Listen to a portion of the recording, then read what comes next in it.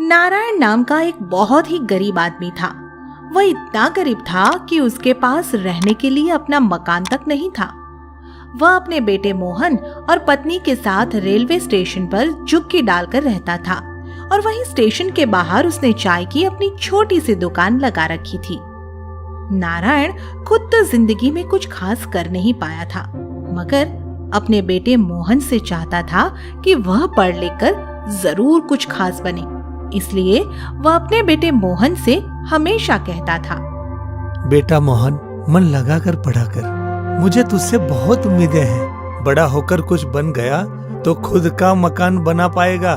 तुझे मेरी तरह झुग्गी में रहकर जीवन नहीं काटना पड़ेगा, समझा? पिताजी, आप चिंता मत कीजिए, मैं हमेशा मन लगाकर ही पढ़ता हूँ। शाबाश बेटा। मोहन अपने परिवार की गरीब हालत को अच्छी तरह से समझता है और इसीलिए अन्य बच्चों की तरह फिजूल खर्ची वाला कोई शौक नहीं रखता है। वह ज्यादातर समय पढ़ता रहता है और जो समय बचता है उसे खेलने कूदने के बजाय दुकान पर जाकर अपने पिता की मदद करने में बिताता है। ले बेटा मोहन, ये चाय स्टेशन मास्टर को देकर आ। पिताजी, पैसा भी लाना है क्या? नहीं, पैसा बाद में आ जाएगा।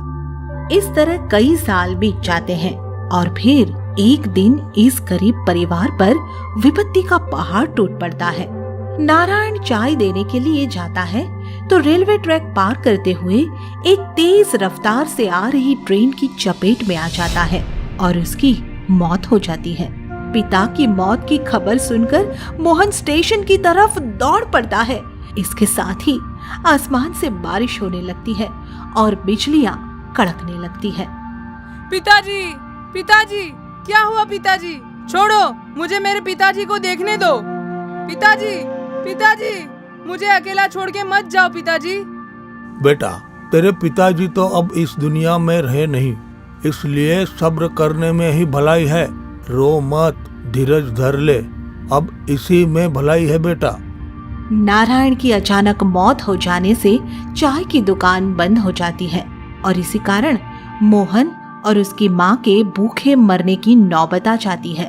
फिर घर की इस हालत से परेशान होकर मोहन की माँ उससे कहती है, बेटा मोहन, ऐसे तो हम दोनों भूखे मर जाएंगे। अब तुम्हारे पिताजी तो दुनिया में रहे नहीं, इसलिए मैं सोच रही हूँ कि उनकी चाय की दुकान मैं ही चला लूं। नहीं अम्मा, चाय की दुकान हम चलाएंगे। हम आज ही स्टेशन मास्टर से कुछ पैसा उधार लेकर चाय की दुकान फिर से चालू कर देते हैं। मोहन की यह बात सुनकर उसकी माँ कहती है, पर तुम्हारी पढ़ाई लिखाई का क्या होगा बेटा? तुम्हारे पिता तो चाहते थे कि तुम पढ़ लिख कर कुछ बनो। इस वक्त हम दोनों का पेट पालने से ज्यादा जरूरी कुछ भी नहीं है अम्मा। तुम बीमार रहती हो, इसलिए हम तुम्हें दुकान का काम कभी नहीं करने देंगे। अब ये जिम्मेदारी हम उठाएंगे। यह कहते कहते मोहन की आंखों में आंसू आ जाते हैं, मगर वह मन को मजबूत करके आंसू पोंछ लेता है और उस दिन के बाद से अपनी पढ़ाई लिखाई छोड़कर चाय की दुकान चलाने लगता है। लेकिन पढ़ाई छोड़ने का दुख उसे अंदर ही अंदर खाए जाता है और वह अकेले में रोता रहता है। पिताजी, आप तो हमें अकेला छोड़कर चले गए।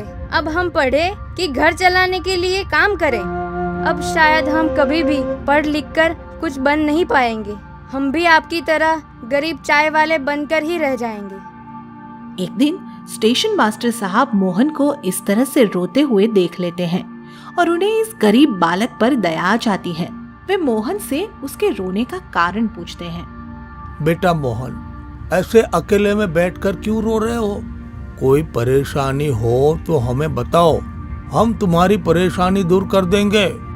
स्टेशन मास्टर साहब के ये पूछने पर मोहन उन्हें सारी बात बता देता है और फूट फूट कर रोने लगता है। स्टेशन मास्टर मोहन के सिर पर हाथ फेरते हुए कहते हैं, बेटा, अगर तुम पढ़ने में इतनी ही रुचि रखते हो तो उसका प्रबंध हम कर देंगे। हम ऐसा प्रबंध कर देंगे कि तुम चाय भी बेच सकोगे और साथ में पढ़ लिख भी सकोगे। अब बस हमें थोड़ा सा हंसकर दिखा दो, जरा हम भी तो देखें कि तुम हंसते हुए कैसे दिखते हो।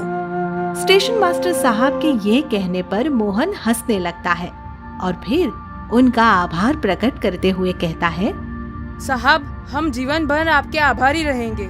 आज के जमाने में आपके जैसा आदमी कहाँ मिलता है। उस दिन के बाद से तो मोहन का जीवन ही बदल जाता है। वह चाय बेचने के साथ साथ अपनी पढ़ाई भी जारी रखता है।